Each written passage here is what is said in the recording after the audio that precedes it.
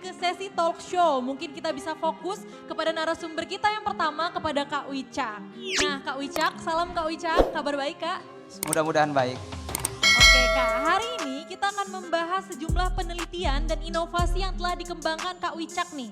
Beberapa diantaranya adalah Apexi atau alat pendeteksi sapi birahi, Go Birahi dan inovasi lainnya yang merupakan lanjutan dari penelitian Kak Wicak selama SMA. Mungkin untuk pertanyaan pertama boleh dong Kak Wicak diceritakan bentuk inovasi yang sudah dikembangkan oleh Kak Wicak dan apa yang melatar belakangi inovasi tersebut Kak? Baik, terima kasih. Jadi inovasi teknologi yang sudah saya kembangkan dari SMA hingga perkuliahan itu ada beberapa ya. Yang paling pertama itu yang mengantarkan saya ke Amerika namanya Apexi, alat pendeteksi sapi birahi. Nah mungkin teman-teman perlu dijelaskan birahi itu seperti apa ya, jadi biar tidak salah persepsi. Birahi itu adalah status reproduksi dari sapi betina yang siap untuk dikawinkan atau siap untuk bereproduksi. Jadi siklus itu hanya ada beberapa jam setiap bulannya dan itu cepat sekali berganti sehingga memerlukan suatu pendeteksian tepat dan cepat begitu. Nah itu Apexi adalah berbentuk kalung yang terdapat beberapa sensor untuk mendeteksi frekuensi nafas, detak jantung, suhu tubuh dan jumlah gerakan, dan nanti ketika 4 parameter itu terpenuhi akan memberikan output berupa suara buzzer, LCD dan juga langsung mengirimkan pesan ke peternaknya untuk segera dikawinkan dengan sapi pejantan atau diinseminasi buatan. Itu mendapatkan medali emas kemarin di OPSI dan dilanjutkan saya membuatkan aplikasinya ketika sudah sapinya birahi tapi kita kesulitan untuk mencari inseminator atau sapi pejantan, saya buatkan aplikasi bernama Go Birahi untuk pemesanan agar segera dikawinkan seperti itu. Nah kemarin mendapatkan medali perak di Festival Inovasi Kewirausahaan Siswa Indonesia. Dan ketika masuk perkuliahan juga saya lanjutkan yang Apexi ini tadi, tapi dalam mode yang lebih tidak invasif. Jadi ketika sebelumnya Apexi berupa kalung yang itu berpotensi mungkin entah mengganggu sapi, kemudian karena kehadiran dari komponen asing di sekitar tubuhnya menyebabkan dia stres barangkali. Nah kemudian saya di perkuliahan membuat suatu metode menggunakan kamera dari jarak jauh, kamera RGB dan juga kamera thermal. Jadi dari AI, Artificial Intelligence yang saya kembangkan menggunakan deep learning, itu bisa mendeteksi gerakan apa yang dilakukan oleh sapi, jenis gerakannya apa, apakah duduk, apakah berdiri, apakah sedang makan atau sedang menunggang. Kemudian panas suhu tubuhnya juga bisa dideteksi. Nah ketika itu sudah bisa diketahui parameternya, ketika sudah memenuhi parameter akan langsung diketahui apakah birahi atau tidaknya begitu. Nah kemudian kemarin sempat lulus menjadi finalis PIMNAS dan yang inovasi berikutnya juga yang terakhir yang saya sebutkan tadi mendapatkan medali perunggu, dan inovasi ini saya lanjutkan menjadi skripsi saya Mbak. Yang terakhir adalah Smart Dummy Cow namanya. Dummy itu adalah semacam boneka sapi betina yang di dalamnya ada sistem untuk mengkoleksi semen sapi, kemudian menganalisis semen sapi tersebut, kemudian memisahkan jenis kelaminnya. Semen sapi itu adalah kalau bisa orang awam mengetahuinya, mohon maaf, sperma sapi yang mana itu harus dikoleksi terlebih dahulu kemudian diolah menjadi semen beku untuk dilakukan inseminasi buatan dalam kedokteran hewan.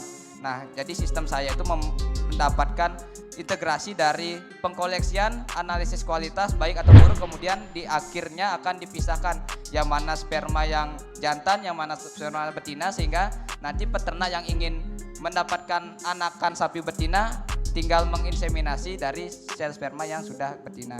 Nah itu terakhir inovasi teknologi itu saya lanjutkan sehingga saya sekarang bisa menyelesaikan studi saya di kedokteran hewan sebagai skripsi.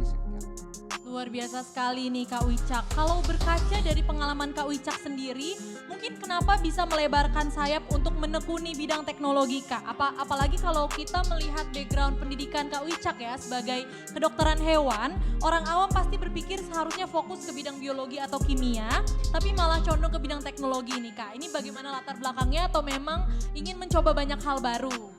Oke, sebenarnya saya beberapa kali disebut dalam tanda kutip aneh ya oleh beberapa dosen karena biasanya mahasiswa kedokteran itu lebih fokus kepada pengobatan, kuratif atau pencegahan penyakit segala macam yang berkaitan dengan teknologi, biologi mungkin barangkali atau kimia. Tapi saya agak nyeleneh dalam tanda kutip mengambil bidang teknologi. Kenapa?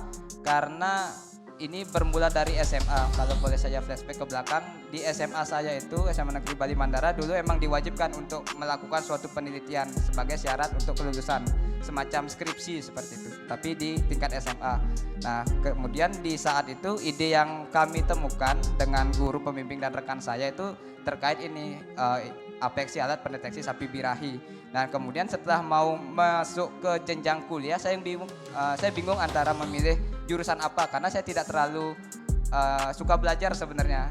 Saya pribadi tidak terlalu suka belajar di kelas. Nah, tapi ketika saya melihat, oh dulu kemarin teknologi saya ada berkaitan dengan kedokteran hewannya sedikit, ada berkaitan dengan teknologinya juga. Jadi saya memutuskan untuk mendaftar di kedokteran hewan Institut Pertanian Bogor. Nah, kemudian kebiasaan meneliti di bidang teknologi itu berlanjut di kampus saya sehingga berlanjut sampai sekarang. Dan untungnya saya mendapatkan dosen pembimbing yang suportif terhadap dalam tanda kutip hobi saya di bidang teknologi.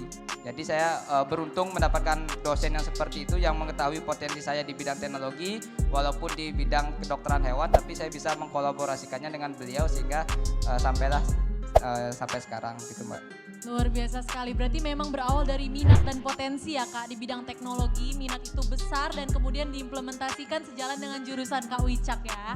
Luar biasa sekali. Nah, kalau kita lihat lagi nih beberapa inovasi yang diciptakan Kak Wicak kan beberapa sedang dalam pendaftaran hak paten ya Kak. Tentunya kita berdoa semoga semuanya berjalan lancar.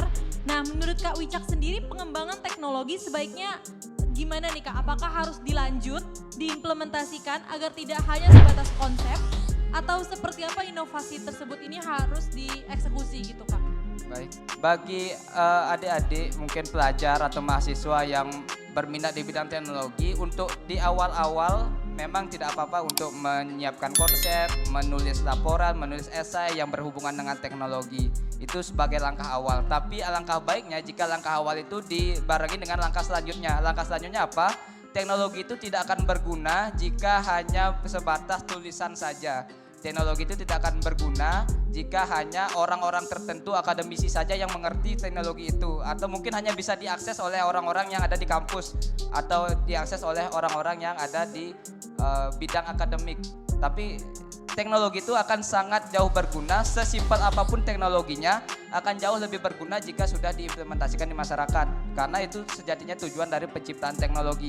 Jadi kalau bisa sebaiknya dicicil mulai dari sekarang bagaimana jika adik-adik yang berminat di bidang teknologi disiapkan teknologinya yang bagaimana secara implementatifnya. Mungkin secara konsep bisa dibikin yang luar biasa sesuai imajinasi, tapi ketika implementasi dipikirkan bagaimana, apakah ada kendala, apa yang harus dikurangi, apa yang harus disesuaikan segala macam. Nah, langkah selanjutnya mungkin jika bisa didaftarkan. Yang paling sederhana mungkin hak atas kekayaan intelektual, hak cipta atas tulisan atau laporan penelitian yang sudah dibuat. Jika bisa lebih maju lagi didaftarkan ke hak paten, sehingga dari hak paten itu teman-teman memiliki hak untuk mengimplementasikan karya tersebut di masyarakat, entah di dalam bentuk proyek, entah di dalam bentuk komersialisasi alat, entah di dalam bentuk hal apapun yang sesederhana apapun.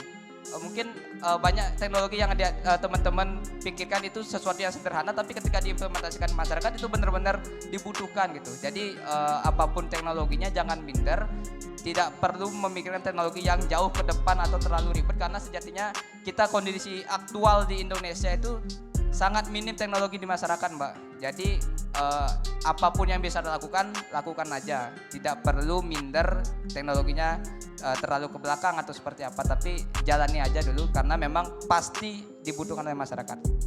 Setuju banget nih untuk Kak Wicak. Banyak dari kita ya generasi muda, kita memiliki banyak sekali ide tapi bingung gimana cara mengimplementasikannya, gimana cara mewujudkannya.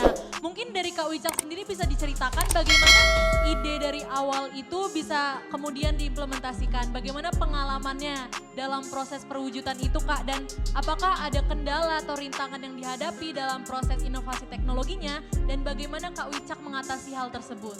Baik, sebenarnya kalau teman-teman ada minat di bidang teknologi, kemudian mengikuti ajang-ajang talenta yang diselenggarakan oleh Puspresnas atau BPTI, itu ada banyak kesempatan untuk mengimplementasikan langsung di masyarakat, entah dalam bentuk penelitian atau dalam bentuk uji coba. Itu langkah awal kecil yang harus memang dilakukan. Nah, jika setelah itu sudah siap langkah awal kecilnya, lanjut ke langkah awal besarnya seperti itu. Nah, kendalanya memang yang paling besar di bidang teknologi, pengembangan teknologi itu selain memang penguasaan teknologi dari masing-masing individu adalah tim biasanya, Mbak. Jadi orang Indonesia ini diajarkan untuk gotong royong, bahkan itu menjadi salah satu tonggak dasar kehidupan kita berbangsa, gotong royong, intisari dari Pancasila. Makanya ketika mengembangkan suatu teknologi, saya tidak pernah sendirian, Mbak. Karena kalau saya sendirian, jujur saya tidak terlalu paham yang secara teknis. Tapi menurut saya pemimpin yang baik tidak perlu mengetahui semua bidang ilmu pengetahuan, tapi pemimpin yang baik adalah orang yang mengetahui kemampuan masing-masing dari anggotanya dan bisa meminta bantuan kepada anggotanya untuk melakukan sesuatu. Itu pemimpin yang baik. Jadi yang paling penting di era sekarang adalah kolaborasi. Jadi misalkan saya tidak terlalu paham programming atau coding, saya meminta bantuan kepada orang yang mengerti coding. Saya tidak terlalu paham sensor, saya minta bantuan kepada orang yang paham sensor. Sebenarnya intinya adalah kolaborasi. Dan kemarin kalau ditanya kendala apa yang terbesar, ya pasti manajemen tim.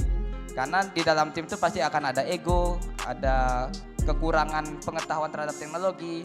Nah, balik lagi, ego itu yang punya peran besar adalah ketua timnya. Jika ketua timnya solid, bisa memanage timnya, itu akan sangat baik. Dan jika penguasaan teknologinya kurang, itulah penting perannya dari dosen pembimbing. Maka dari itu, kalau boleh saya cerita, di awal PIMNAS saya, di tahun pertama saya mengikuti PIMNAS, tujuan saya sebenarnya bukan untuk mendapatkan medali emas. Saya selama PIMNAS ini tidak pernah punya tujuan untuk mendapatkan medali sebenarnya, Mbak. Tapi saya punya tujuan-tujuan saya tersendiri yang kecil. Di tahun pertama saya PIMNAS, saya tujuannya adalah untuk mendapatkan dosen yang mengerti saya dan enak untuk diajak diskusi. Kemudian di tahun kedua saya tujuannya biar agar bisa langsung terjun ke masyarakat. Jadi saya tahu apa yang dibutuhkan masyarakat. Tahun ketiga tujuan saya adalah biar dapat data penelitian sehingga saya nanti dapat bantuan dana, penelitian segala macam gitu. Jadi intinya adalah kolaborasi tim, ketua tim yang memegang peran, tapi kalau misalkan pengetahuannya kurang bisa dibantu oleh dosen biasanya begitu. Oke, setuju sekali ya Kak, bener-bener di sini nyata kolaborasi tim itu sepenting itu untuk menciptakan inovasi yang hebat tentunya. Nah kemudian Kak, dari sisi teknologinya sendiri, apakah ada kendala yang dihadapi oleh Kak Wicak untuk mengimplementasikan inovasi ini dengan teknologi yang ada di Indonesia? Apakah ada keterbatasan yang menghambat dan lain sebagainya? Kalau saya bicara tentang teknis, kendala apa yang ada di Indonesia terkait teknologi, yang paling utama itu barangkali komponen ya Mbak. Jadi banyak komponen yang kita perlu cepat untuk dipesan, tapi ketika kita pesan di dalam negeri itu biasanya pre-order. Dan penjualnya biasanya yang di toko online juga mengorder dari luar biasanya. Nah jadi komponen yang kita perlukan di dalam negeri belum tersedia secara penuh di dalam negeri. Biasanya adanya di luar negeri saja dan itu memerlukan waktu yang lumayan lama untuk kita dapatkan. Jadi sebenarnya secara komponen itu. Kemudian secara pengetahuan sebenarnya tutorial, kemudian contoh-contoh teknologi serupa atau metode serupa itu sangat kurang biasanya kalau di Indonesia. Makanya ketika kami membutuhkan referensi bagaimana caranya membuat metode ini, biasanya kami cari di website luar baru mendapatkannya begitu.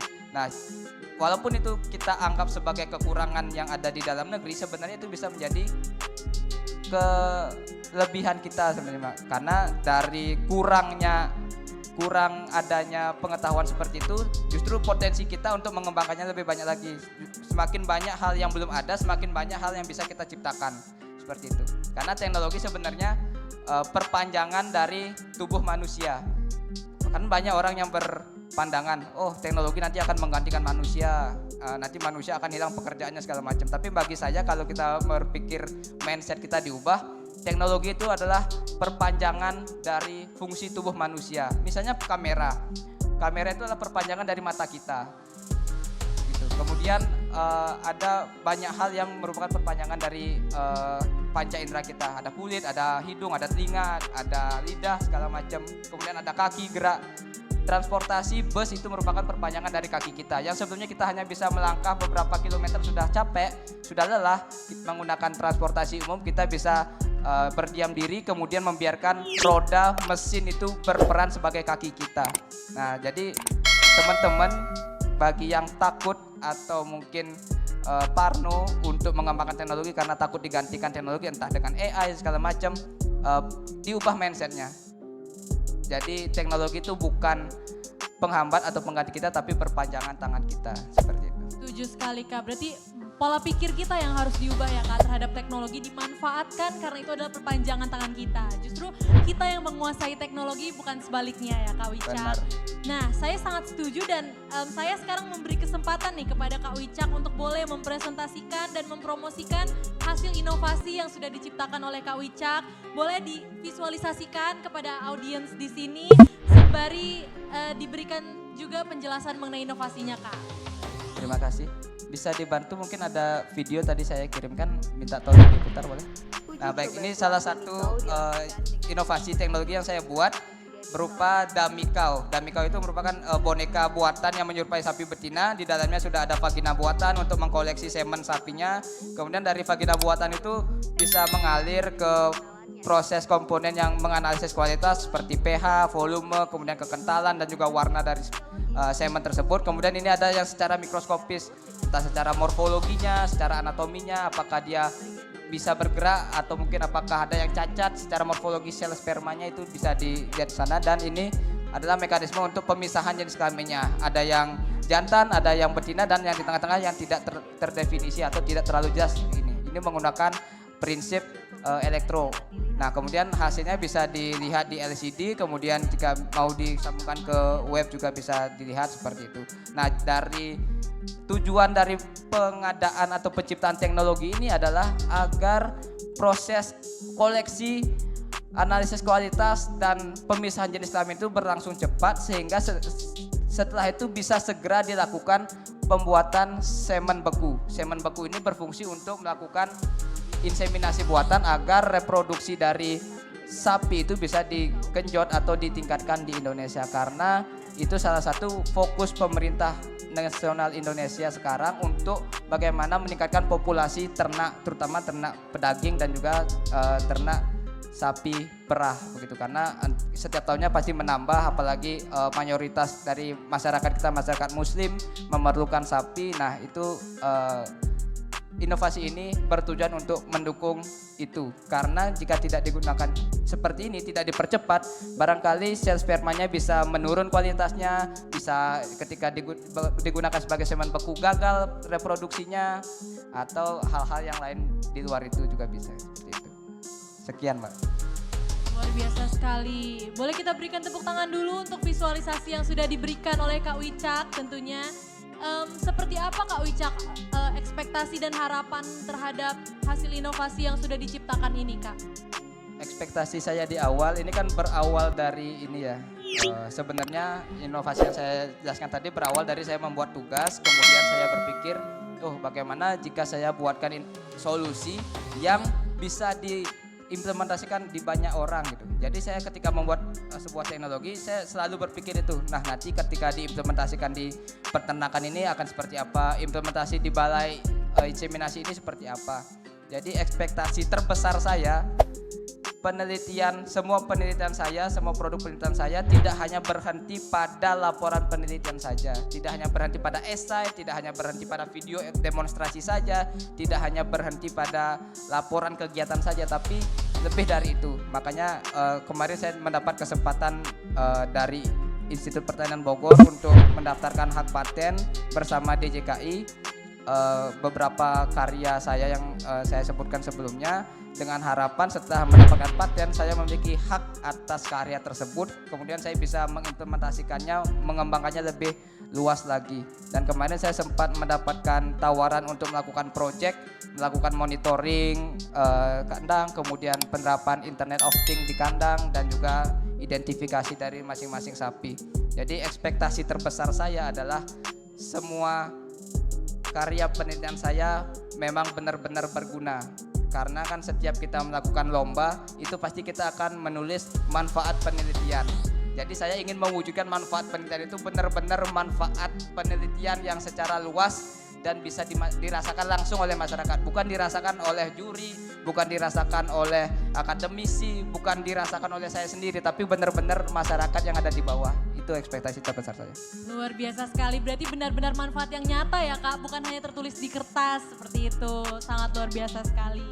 Kemudian Kak, sejauh apa perkembangan dari hasil inovasi Kak Wicak sendiri selain sudah didaftarkan hak patennya? Apakah sudah siap untuk diuji coba atau sudah pernah mungkin diuji coba dan bagaimana hasilnya Kak? Ya, kalau mengenai uji coba semuanya sudah pernah diuji coba, dan kalau dalam skala uji coba laboratorium atau uji coba dalam skala kandang yang kecil itu sudah berhasil kalau bagi kami. Tapi setelah pendaftaran paten ini tentunya perlu hal-hal yang ditambahkan lagi, karena itu baru berhasil bagi kami. Sedangkan biasanya kan ini ya stereotip orang, kalau bagi saya sudah bagus, bagi orang lain mungkin belum bagus, karena ada peribahasa bakteri atau kuman di seberang laut tampak, gajah di pelupuk mata tak tampak begitu. Jadi biasanya kalau saya merasa ini sudah baik, biasanya ketika diimplementasikan masyarakat pasti akan ada kurangnya, entah sistemnya crash atau ada websitenya yang error atau mungkin kabelnya yang putus segala macam, itu perlu dikembangkan lagi.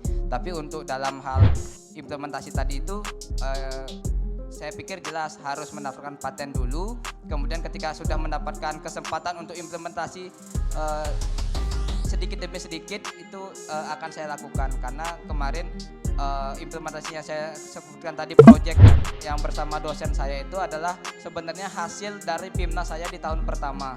Melakukan monitoring kandang, kemudian dari suhu, kelembapan, amonianya, kemudian bagaimana dia stres atau tidaknya, kemudian dari identifikasi secara RFA di masing-masing ternak, itu merupakan pengembangan dari PIMNAS saya yang sebelumnya. Jadi itu mudah-mudahan bisa berjalan baik, dan tentunya pasti ada banyak hal yang tidak seindah proposal gitu. Jadi bagi peneliti, proposal itu selalu indah, selalu ideal, selalu wah, selalu luar biasa, selalu berjalan mulus kalau di proposal. Tapi ketika di uji coba, kemudian disusun laporannya, pasti akan ada yang kurang-kurangnya. Nah, kurang-kurangnya itulah yang harus dikurangi sedikit demi sedikit. Setuju sekali, evaluasi lebih sedikit, kemudian disempurnakan ya Kak. Ya, implementasi teknologi itu dulunya saya pikir akan bisa cepat gitu. Ketika udah selesai teknologi langsung implementasi bisa. Tapi ternyata setelah saya dapat materi dari Direktorat Jenderal Kekayaan Intelektual atau mungkin dosen yang lebih pandai tentang teknologi, memang penerapan teknologi itu paling cepat 5 tahun 7 tahun. Karena memang pasti akan ada banyak hal evaluasinya. Makanya proses pencipta, memelihara dan mengevaluasi dan melebur, memelihara dan mengevaluasi ini yang perlu waktu yang lama. Kalau masalah mencipta itu mah sepertinya relatif gampang, apalagi melebur itu sangat gampang, tapi mengevaluasi dan mempertahankan, mengupgrade itu yang susah gitu. Benar sekali, setuju banget dengan poin Kak Wicak ya, kalau memang butuh proses yang panjang untuk menyempurnakan inovasi, tapi kita lihat bagaimana dampaknya sekarang dirasakan, banyak dampak positif yang diterima oleh masyarakat. Jadi prosesnya ini terbayar lunas ya Kak, nggak sia-sia di kertas aja gitu. Nah Kak Wicak sebagai generasi muda nih, kita kembali lagi seperti tadi, kita punya banyak sekali ide, tapi di sisi lain kita juga punya banyak keterbatasan untuk mulai mengimplementasikan, untuk memulai mewujudkan ide-ide kita yang sangat luar biasa itu. Gimana sih Kak bagi kita generasi muda untuk bisa memanfaatkan nih perkembangan teknologi yang ada untuk kita bisa meningkatkan daya kreasi dan ikut berinovasi gitu Kak. Seperti apa tahapan kita sebagai anak muda yang harus kita mulai? Sebenarnya kesempatan itu sudah sangat dibuka lebar oleh banyak pihak ya. Dari panitia lomba, dari Puspresnas, PPTI, Kemendikbud, itu banyak dibuka lebar untuk teman-teman pelajar untuk berkreasi. Bukan hanya berkreasi tapi mendapatkan apresiasi yang setimpal. Jadi dimulai aja dulu, sejelek-jeleknya bagi kalian itu pasti akan ada yang menilai bagus. Seperti quotes dari Pedro tadi lumayan bagus, karya itu bersifat subjektif. Walaupun dalam prosesnya pasti harus objektif, tapi karya itu subjektif. Bagi peneliti yang awal-awal biasanya mereka minder gara-gara menilai karyanya itu terlalu remeh, terlalu jelek, terlalu kurang inovatif segala macem. Tapi ketika orang lain menilai, bisa jadi itu merupakan suatu hal yang luar biasa gitu. Jadi intinya pede, percaya diri aja ketika memulai suatu karya. Nah, dan dalam pede itu tidak cukup juga, over pede juga salah juga. Jadi sebagai peneliti harus mempunyai sifat objektif. Nah, untuk menjaga sifat objektif itulah kalau teman-teman belum punya harus dibantu oleh entah guru, entah dosen yang membuat teman-teman stay on the track objektif itu. Atau mungkin teman-teman punya kakak tingkat, kakak kelas yang bisa membantu, yang punya pengalaman lebih, itu bisa membantu teman-teman untuk menemukan jalan secara ilmiahnya begitu. Nah, yang saya pikirkan adalah kakak-kakak ini setelah memiliki prestasi, kalau bisa pulanglah ke rumahnya. Misalnya mendapatkan prestasi di SMA, ketika sudah di universitas pulanglah. Makanya ada yang istilahnya output dan outcome. Outputnya sudah bagus, mendapatkan juara segala macam, tapi outcome-nya untuk sekolah apa? Makanya saya ada istilah estafet prestasi. Kalau bisa kakak-kakak yang sudah alumni dari luar sekolah, SMP, SMA, yang punya prestasi, yang sudah punya modal intelektual, baliklah ke sekolahnya, berikan bekal kepada adik-adiknya, apa yang sudah dimiliki, ajari adik-adiknya. Entah dalam penulisan yang sederhana atau mungkin pengajaran teknologi yang sederhana itu tidak masalah. Ya, karena yang paling dibutuhkan oleh pelajar atau peneliti pemula itu adalah kepercayaan diri biasanya. Jadi ketika udah dibangun kepercayaan dirinya, kemudian didampingi oleh kakaknya, kemudian kakaknya memberikan pengalaman, itu biasanya mereka lebih enjoy untuk mengeksplorasi diri ketimbang daripada dia langsung berhubungan mungkin dengan guru yang mungkin dia sungkan atau jarang bertemu atau segala macam gitu. Jadi poin dari saya adalah kalau bisa temukan partner, temukan mentor, temukan role model yang bisa teman-teman percayai, teman-teman bisa mengajari teman-teman sehingga teman-teman itu bisa pede gitu untuk melanjutkan apapun yang pengen teman-teman lakukan gitu. Karena nggak ada karya yang buruk, semua itu karya itu baik asalkan dipoles, asalkan konsisten, asalkan memang stay on the track keilmiahan saintifik itu tadi begitu. Benar sekali Kak, berarti kesimpulannya adalah kepercayaan diri untuk melawan rasa takut ya Kak, dan mengeksplorasi diri. Jadi buat teman-teman nih, kita sudah difasilitasi oleh BPTI, Puspresdas dan Kemendikbudristek dengan berbagai ajang talenta sesuai bidang, bakat dan potensi teman-teman masing-masing. Ada sains dan teknologi, riset, kewirausahaan, seni dan budaya dan lain sebagainya yang bisa diikuti dan tentunya akan mendapat dukungan ya Kak dari kementerian, dari badan-badan terkait untuk mengimplementasikan ide-ide, inovasi dan kreasi teman-teman semuanya. Betul sekali ya Kak Wicak? Betul. Nah Kak Wicak, menurut Kak Wicak sendiri apa sih manfaat dari inovasi Kak Wicak bagi perkembangan riset dan teknologi khususnya di Indonesia? Dan menurut Kak Wicak bagaimana masyarakat dapat berkontribusi dan berkolaborasi untuk menyukseskan pengembangan inovasi dan teknologi Indonesia Kak? Baik, seperti yang tadi dijelaskan oleh mbaknya ya, kan saya sebenarnya bidangnya kedokteran hewan yang dalam tanda kutip jarang berhubungan dengan penciptaan teknologi. Kalau pemanfaatan teknologi memang mungkin sudah sering, tapi kalau penciptaan teknologi itu yang jarang di bidang kedokteran dan kesehatan. Nah jadi kalau bagi saya sendiri, saya yang sudah membuat suatu inovasi, mengerjakan suatu teknologi itu punya peran untuk membuka gerbang kepada teman-teman lain yang sejurusan, yang sebidang, bahwa penelitian eksakta, penelitian ilmu murni, penelitian yang berbau biologi dan kimia itu sebenarnya jika bisa ditemukan teknologinya akan lebih bagus karena itu sangat dibutuhkan, tapi mindset orang-orang belum sampai ke sana. Begitu. Jadi bagi saya inovasi yang saya sebutkan tadi bisa membuka gerbang pemikiran pada teman-teman, ternyata wah ini bisa dikembangkan seperti ini. Bukan hanya teman-teman yang fakultas teknik saja yang bisa mengembangkan teknologi, tapi semua jurusan juga punya peran penting dalam mengembangkan teknologi. Begitu.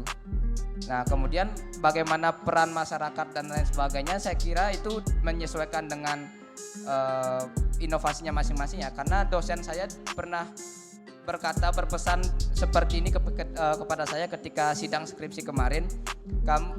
Setiap mahasiswa itu jangan terlalu pinter sampai tidak mau bersosialisasi atau terjun langsung ke masyarakat. Maksudnya adalah pinter itu boleh, tapi yang lebih penting dari pinter adalah bagaimana kepintaran kamu ini bisa kamu elaborasikan, bisa kamu kolaborasikan, dan bisa kamu implementasikan di masyarakat. Karena percuma kita pinter sendiri tapi kita tidak tahu keadaan umum masyarakat. Karena kebanyakan biasanya peneliti-peneliti muda punya ego, oh saya akan menciptakan A, B, C, D, E, F, G sampai Z gitu. Tapi ternyata yang dibutuhkan oleh masyarakat hanya F. Nah, makanya itu skill komunikasi bagaimana masyarakat berperan adalah dengan menceritakan masalahnya. Jadi peneliti itu bukan hanya memiliki kepintaran intelektual tapi juga punya rasa empati dan merasakan orang lain begitu. Jadi harus bisa merasakan apa yang dibutuhkan orang, kemudian itu diramu, dikolaborasikan dengan kepintaran intelektual, baru muncullah teknologi. Seharusnya seperti itu karena itu yang kurang di Indonesia. Kalau menurut saya bagi teman-teman ini, karena teman-teman mungkin terlalu luas pikirannya akan menciptakan A, B, C, D, E, F, G, tapi lupa bertanya kepada masyarakat yang kamu butuhkan apa sebenarnya, yang kalian butuhkan apa yang bisa kami bantu. Itu yang kurang dari pelajar Indonesia, dan mudah-mudahan kedepannya pelajar Indonesia itu bisa memiliki pemikiran seperti itu. Bertanya dulu apa masalah, apa yang dibutuhkan, baru menciptakan teknologi, dan itu pasti akan lebih gampang diimplementasikan karena emang itu masalah. Jangan mengada-adakan masalah begitu. Wah, setuju sekali nih dengan poin yang disampaikan Kak Wicak, beranjak dari masalah oleh masyarakat dan untuk masyarakat. Nah, benar sekali ya, dari talk show bersama Kak Wicak tadi kita tahu kalau potensi kreativitas dan inovasi di kalangan talenta muda Indonesia sangatlah menginspirasi. Melalui dedikasi dan semangat kita sebagai generasi muda, terbukti bahwa teknologi bukan hanya alat tetapi juga medium untuk memungkinkan generasi muda mengubah tantangan menjadi peluang. Sekali lagi boleh kita berikan tepuk tangan yang meriah untuk narasumber kita yang sudah sangat menginspirasi dan memberikan insight menarik tentunya untuk kita.